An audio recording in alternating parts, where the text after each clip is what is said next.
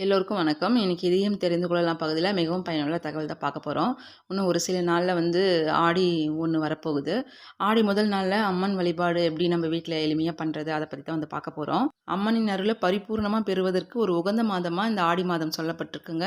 ஜோதிட சாஸ்திரப்படி சந்திரனின் வீடான கடக ராசியில சூரியன் பயணம் செய்யும் மாதம் தான் இந்த ஆடி மாதம்.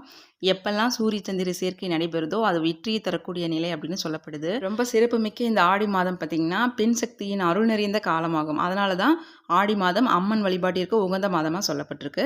ஆடி மாதத்தில் அம்மன் கோவிலுக்கு போயிட்டு நம்ம வழிபாடு செய்கிறதுனால நல்ல சிறப்பான பலன்கள் கிடைக்குங்க. ஆடி முதல் நாள் வழிபாடு பண்ணுறது ரொம்ப முக்கியமாக பார்க்கப்படுது. ஆடி மாதம் முதல் நாள் கோவிலுக்கு போக முடியலனா கூட நம்ம வீட்டில் இருந்தே ரொம்ப எளிமையாக அம்மன் வழிபாடு நம்ம செஞ்சுக்கலாம். ஆடி மாதம் முதல் நாள் அதிகாலையிலே எழுந்து குளிச்சு முடிச்சு வாசலுக்கு நம்ம சாணம் அல்லது மஞ்சள் கலந்த தண்ணீர் தெளித்து கோலம் போட்டு கோலத்தில் மஞ்சள் குங்குமம் நம்ம வச்சுட்டு வீட்டோட நிலைவாசலுக்கும் நம்ம மஞ்சள் குங்குமம்லாம் வச்சுக்கணுங்க. நிலைவாசலுக்கு வேப்பிலை வைக்கிறது ரொம்ப விசேஷம்.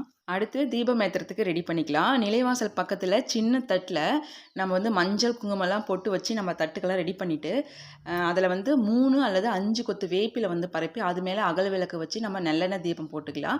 தீபத்தட்டில் பார்த்திங்கன்னா ஒரு எலுமிச்சை பழம் வைக்கிறது ரொம்ப நல்லது.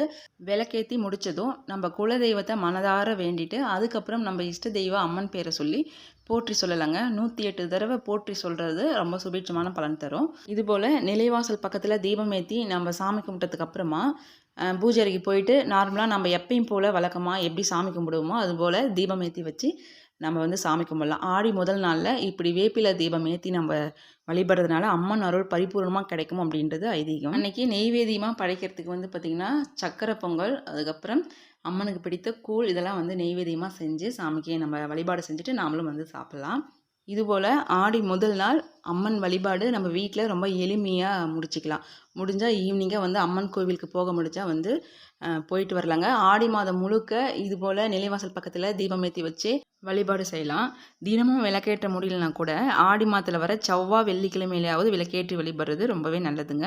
நம்ம இதுபோல் தீபம் ஏற்றி வச்சு வழிபடும்போது இந்த வேப்பிலையோட மனமும் எலுமிச்சையோட வாசனையும் வீட்டில் முழுக்க பரவி அம்மன் அருள் நிறைந்திருக்கும், நம்மளோட குலதெய்வத்தோட அருளும் நிறைந்திருக்கும் அப்படின்றது ஐதீகம். இதுபோல் எளிமையாக மனசுக்கு நிறைவாக மனதார அம்மனை நினைத்து வழிபாடு நம்ம செய்யும் போது அம்மனோட அருள் நம்மளுக்கு பரிபூர்ணமாக கிடைக்குங்க.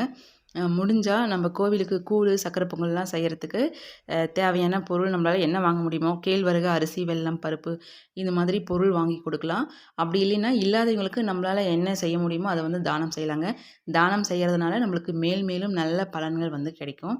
இன்றைக்கி ஷேர் பண்ண இந்த பதிவு நிச்சயமாக உங்களுக்கு பயனுள்ளதாக இருந்திருக்கும்னு நினைக்கிறேன். வீடியோ பிடிச்சிருந்தா லைக் பண்ணுங்கள், ஷேர் பண்ணுங்கள்.